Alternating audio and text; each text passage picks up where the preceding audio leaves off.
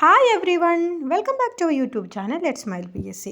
21 day consistency ചാലഞ്ചിലെ day 20 ആണിന്ന്.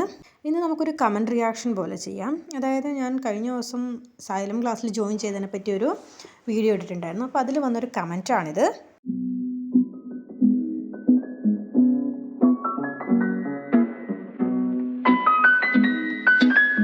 ഈ ഒരു കമൻറ്റ് കണ്ടപ്പം എനിക്ക് ഒന്ന് റിയാക്ട് ചെയ്യണം തോന്നി. ഈ ഒരു കമൻറ്റിനെ പറ്റിയുള്ള എൻ്റെ അഭിപ്രായവും അതുപോലെ തന്നെ സൈലം പി എസ് സിയുടെ ക്ലാസ്സിനെ പറ്റിയിട്ടുള്ള എൻ്റെ അഭിപ്രായമൊക്കെ ഞാൻ ഇതിനിടയിൽ പറഞ്ഞു പോവാം. അപ്പോൾ ഇന്നത്തെ ദിവസം ഞാൻ ഏകദേശം 8 മണിക്കൂർ 8+ അവേഴ്സ് ഞാൻ പഠിച്ചിട്ടുണ്ടായിരുന്നു. അതിലൊരു 3 മണിക്കൂർ ഞാൻ ക്ലാസ് കേൾക്കുക മാത്രമാണ് ചെയ്തത്. കാരണം മോൻ്റെ കൂടെ ടൈം സ്പെൻഡ് ചെയ്യുന്നതിൻ്റെ കൂടുതലാണ് ഞാനത് കേട്ട് പോയത്. അങ്ങനെ ഞാൻ കേൾക്കുന്ന ക്ലാസ്സുകൾ ഞാൻ തീർച്ചയായിട്ടും റിവൈസ് ചെയ്യാറുണ്ട്. അപ്പം ഇപ്പം ഞാൻ നോക്കുന്നത് മലയാളത്തിൻ്റെ റിവിഷനാണ്. കാരണം ഇന്ന് ഫസ്റ്റ് ക്ലാസ് ഗുരുവി മാമിൻ്റെ ക്ലാസ്സാണ്. ഗുരുവി എന്ന് വെച്ചാൽ മലയാളത്തിൽ ഗുരുവിൻ്റെ പുല്ലിംഗപദമാണ്. അപ്പോൾ ഗുരുവി മാമിൻ്റെ മലയാളം ക്ലാസ്സാണ് ആദ്യം കേട്ടത്. അപ്പോൾ അതൊന്ന് ഞാൻ റിവൈസ് ചെയ്യുകയാണ് ചെയ്തത്. അതിനുശേഷം ഗുരുവി മാമിൻ്റെ ക്ലാസ് ഞാൻ കേട്ടിട്ടുണ്ടായിരുന്നു, ഇന്നത്തെ ലൈവ് ക്ലാസ്. അപ്പം പിന്നീട് ഞാനൊരു കറണ്ട് അഫെയർസിൻ്റെ ക്ലാസ് കൂടി കേട്ടു. എനിക്ക് ഏറ്റവും ബുദ്ധിമുട്ടായിട്ട് എനിക്കിപ്പോൾ തോന്നുന്നത് കറണ്ട് അഫെയർസാണ്. എത്ര പഠിച്ചാലും എനിക്ക് പേരുകളൊക്കെ മാറിപ്പോകുന്നു.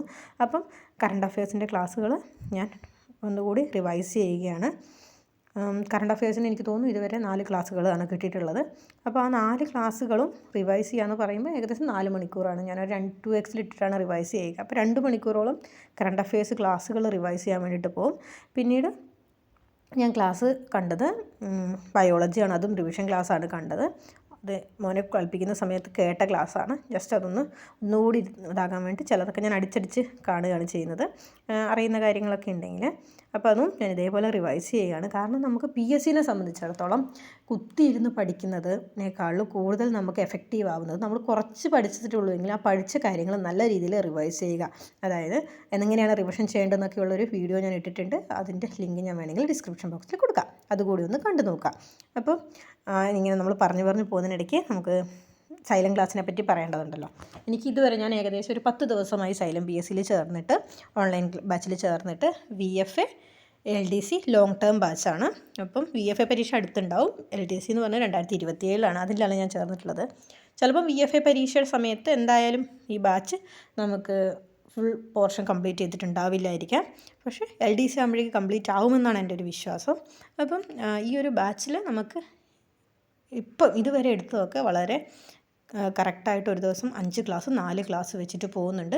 ആ രീതിയിൽ തന്നെ ആയിരിക്കും മുന്നോട്ട് പോകുക എന്നുള്ള രീതിയിലാണ് പറഞ്ഞിട്ടുള്ളത്. മാക്സിമം അവർ ക്ലാസ് കംപ്ലീറ്റ് ചെയ്ത് തരാമെന്നൊക്കെ പറഞ്ഞിട്ടുണ്ട്. കാരണം ഗ്രൂപ്പിൽ പല കുട്ടികളും ഇങ്ങനെയുള്ള പ്രശ്നങ്ങൾ, അതായത് സിലബസ് കംപ്ലീറ്റ് ആവാത്തതിൻ്റെ പ്രശ്നങ്ങൾ, ഇതിന് മുൻപുള്ള പല പരീക്ഷകൾക്കും സിലബസ് കംപ്ലീറ്റ് ആവാത്തതിൻ്റെ പ്രശ്നങ്ങളെ പറ്റിയൊക്കെ പറയുന്നത് കൊണ്ട് ഗ്രൂപ്പിൽ പലപ്പോഴും വരുന്നുണ്ട്. തീർച്ചയായിട്ടും കംപ്ലീറ്റ് ചെയ്യും. എല്ലാ ടീച്ചേഴ്സും പറയുന്നുണ്ട് എന്തായാലും കംപ്ലീറ്റ് ചെയ്യും. കാരണം നമ്മുടെ ഒരു ലോങ് ടേം ബാച്ചാണെന്നുള്ള രീതിയിൽ. ഇനി അതിലെന്തെങ്കിലും വ്യത്യാസം ഉണ്ടെങ്കിൽ ഞാൻ തീർച്ചയായിട്ടും നിങ്ങളെ വീഡിയോ വഴി അറിയിക്കുന്നതായിരിക്കും. പിന്നെ ഈ 27-ാം തീയതി എനിക്കൊരു പരീക്ഷയുണ്ട്.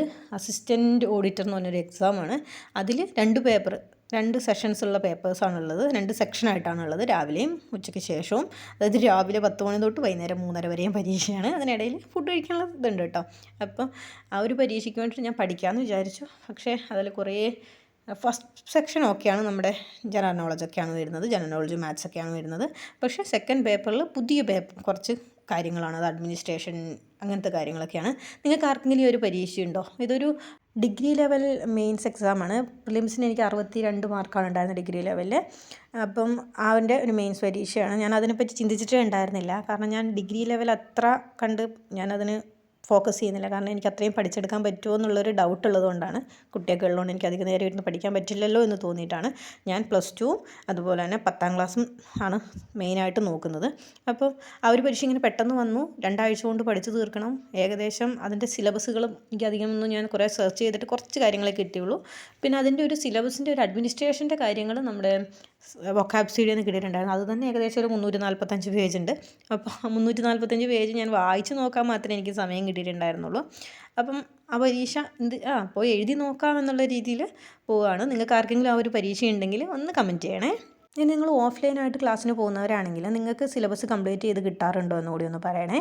അതായത് ഇപ്പം ഒരു പരീക്ഷ വരുമ്പം അടുത്ത ഏതാണോ പരീക്ഷ ആ പരീക്ഷയ്ക്ക് വേണ്ടി വളരെ പെട്ടെന്ന് എന്തൊക്കെയോ പറഞ്ഞു തരും, വീണ്ടും അടുത്തൊരു പരീക്ഷ വരുമ്പോൾ അതിന് അങ്ങനെ ആ ഒരു രീതിയിൽ ഒരു കണ്ടിന്യൂസ് അല്ലാതെയല്ലേ നിങ്ങൾക്ക് ക്ലാസ് കിട്ടുന്നത്. അങ്ങനെ അല്ലാതെ കിട്ടുന്നവരുണ്ടെങ്കിൽ പറയണേ. ഞാൻ ഇതുവരെ ഒരു ഓഫ്ലൈൻ ക്ലാസ്സുകളിലൊന്നും പോയിട്ടില്ലാത്തതുകൊണ്ടാണ്. ഇന്ന് ഫിസിക്സിൻ്റെയും കെമിസ്ട്രിയുടെയും മാത്സിൻ്റെ ഒക്കെ ക്ലാസ്സുകൾ ഉണ്ടായിരുന്നു. അതൊക്കെ ഞാൻ ഫോണിലാണ് കേട്ടത്. ജസ്റ്റ് ഇരുന്ന് എഴുതിയെടുക്കാനൊന്നും പറ്റിയിട്ടുണ്ടായിരുന്നില്ല കുട്ടിയുടെ കൂടെ ഉണ്ടായിരുന്ന സമയത്ത്. അതുകൊണ്ട് എനിക്ക് അവൻ ഉറങ്ങുന്ന സമയത്ത് ഞാൻ ആ ക്ലാസ്സുകൾ ഒന്നെങ്കിൽ ആ ക്ലാസ് തന്നെ കേൾക്കും, അതല്ലെങ്കിൽ മുൻപേ ഏതെങ്കിലും ഉള്ളൊരു ക്ലാസ് റിവിഷൻ ചെയ്യും. എക്സ്പെഷ്യലി ഞാൻ റിവിഷൻ അധികം ചെയ്യാറുള്ളത് സയൻസ് വിഷയങ്ങളും അതുപോലെ തന്നെ കറണ്ട് അഫെയർസുമാണ്. അതെനിക്ക് ഭയങ്കര ബുദ്ധിമുട്ടായിട്ട് തോന്നിയിട്ടുണ്ട്. കാരണം വീണ്ടും വീണ്ടും പഠിച്ചാൽ അതെല്ലാം ഓർമ്മ വരുള്ളായിരുന്നു. അപ്പം അത് ഞാൻ ജസ്റ്റ് അതിനകത്ത് ഇമ്പോർട്ടൻ്റ് ആയിട്ടുള്ള കാര്യങ്ങൾ ഞാനൊന്ന് സ്റ്റിക്കി നോട്ടിൽ എഴുതിയിട്ട് നമ്മുടെ വോളിൽ ഒട്ടിക്കുന്നുണ്ട്. കാരണം അത് നമുക്ക് പെട്ടെന്ന് ഓർമ്മ വരാൻ വേണ്ടിയിട്ട്. അപ്പോൾ അത് കാണുന്ന സമയത്ത് നമുക്ക് അത് പഠിക്കാനുണ്ടല്ലോ എന്ന് ഓർത്ത് വീണ്ടും നമ്മൾ റിവൈസ് ചെയ്യാറുണ്ട്. അപ്പോൾ അതിന് വേണ്ടിയിട്ടാണ് ഞാൻ സ്റ്റിക്കി നോട്ട്, 2 കാര്യങ്ങൾക്ക് വേണ്ടിയിട്ടാണ് ഞാൻ സ്റ്റിക്കി നോട്ട് ഉപയോഗിക്കുന്നത്. ഒന്ന്, ആ സമയത്ത് നമുക്ക് പെട്ടെന്ന് നമ്മുടെ ഇമ്പോർട്ടൻ്റ് ആയിട്ടുള്ള കാര്യങ്ങൾ നമുക്ക് പെട്ടെന്ന് നോക്കിയെടുക്കാൻ പറ്റും. രണ്ടാമത്തെ കാര്യം, ഈ ഒരു സംഭവം നമുക്കൊന്ന് റിവൈസ് ചെയ്യാനുണ്ടല്ലോ, അല്ലെങ്കിൽ അത് റിലേറ്റഡ് ആയിട്ടുള്ള മറ്റു ടോപ്പിക്കുകൾ റിവൈസ് ചെയ്യാനുണ്ടല്ലോ എന്ന് വിചാരിച്ച് ആ ഒരു ക്ലാസ് ഒന്നും കൂടി എടുത്ത് കാണും.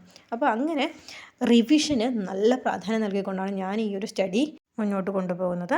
അപ്പം നിങ്ങളുടെ PSC സ്റ്റഡി എത്ര വരെയായി, നിങ്ങൾ എത്രത്തോളം പഠിച്ചു, നിങ്ങൾക്ക് ഓഫ്ലൈനാണോ ഓൺലൈനാണോ ഇഷ്ടം, നിങ്ങൾക്ക് ഓൺലൈനിൽ എന്താണ് ഇഷ്ടപ്പെട്ടത്, നിങ്ങൾക്ക് ഓഫ്ലൈൻ എന്താണ് ഇഷ്ടപ്പെട്ടത്, ഒക്കെ നിങ്ങൾക്കൊരു കമൻറ്റ് ബോക്സിൽ രേഖപ്പെടുത്താവുന്നതാണ്. നമുക്ക് ഒരു ഇൻറ്ററാക്റ്റീവ് സെഷൻ പോലെ അങ്ങോട്ട് പോവാം.